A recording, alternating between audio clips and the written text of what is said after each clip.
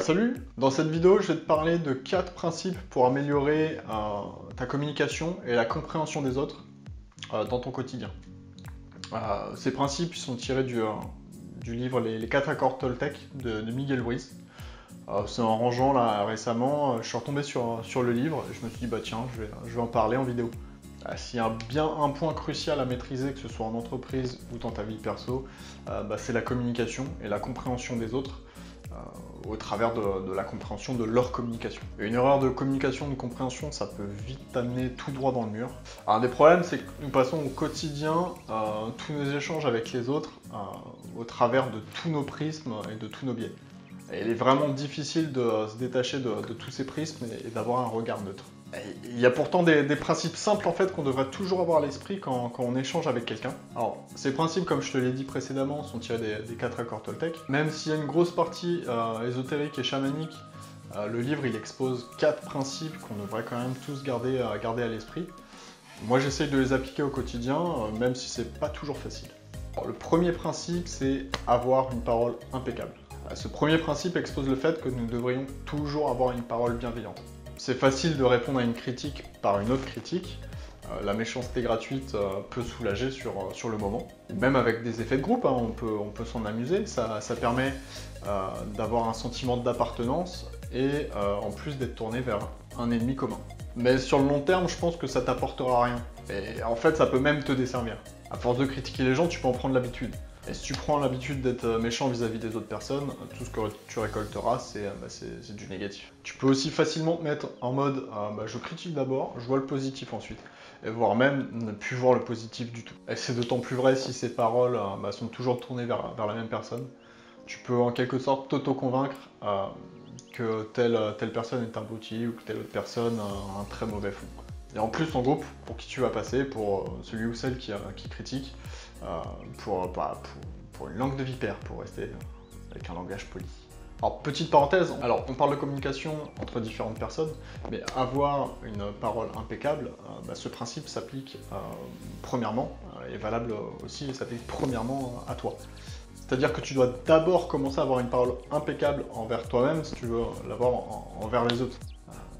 Nul besoin de te considérer comme une merde parce que tu es pas comme ci ou parce que tu as pas fait ça et de te le dire. Alors je retrouve pas les articles ou les études qui en parlent, mais j'avais vu une fois que pour une critique que tu te fais envers toi-même, il va falloir derrière 8 paroles positives pour remettre à niveau l'effet négatif de la critique.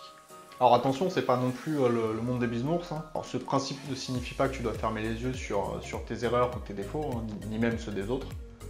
Tu peux toujours donner du feedback et donner une critique bienveillante et constructive, mais pour ça, il y a des façons de le faire, et ça, j'y reviendrai dans une autre vidéo.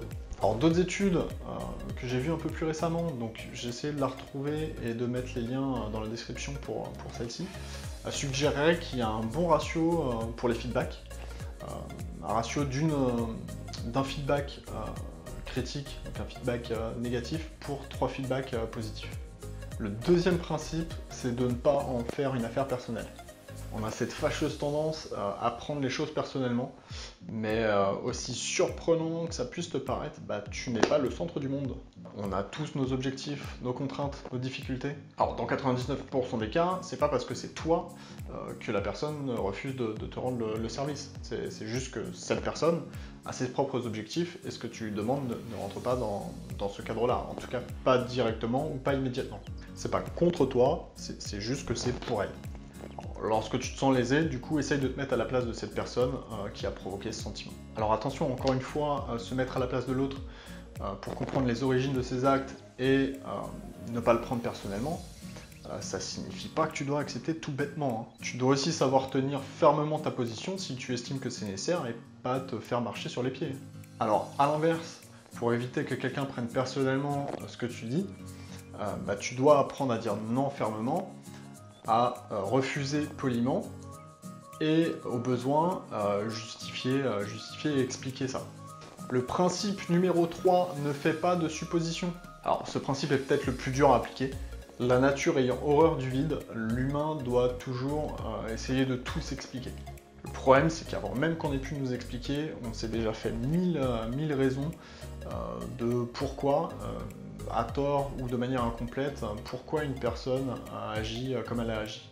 Avant même d'avoir demandé, hein, parce que nous on sait, nous. Alors un point essentiel, retiens-toi de faire des suppositions sur les actions ou les pensées des autres. Et surtout ne prête pas des intentions là où il n'y en a pas. Alors souviens-toi que la majorité des personnes ne sont pas foncièrement mauvaises et ne veulent pas faire mal. Ce n'est pas contre toi, c'est plus pour elles. Et ensuite, plutôt que de supposer, quoi de mieux qu'en fait que d'aller directement à la source et de poser les questions que tu as envie de poser. Pourquoi tu as agi comme ça? Aide-moi à comprendre. Qu'est-ce qui t'est passé par la tête? Quel était ton raisonnement? Et du coup, si tu as des réponses, assure-toi d'être sur la même longueur d'onde que ton interlocuteur en ayant une écoute active.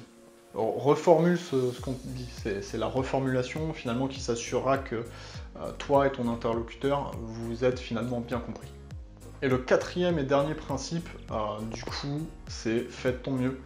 Et oui, le dernier point, c'est de se dire que finalement, on reste des humains, donc on est faillible, on a nos sauts d'humeur, on a nos coups de fatigue, et que par conséquent, quoi que tu fasses, fais de ton mieux.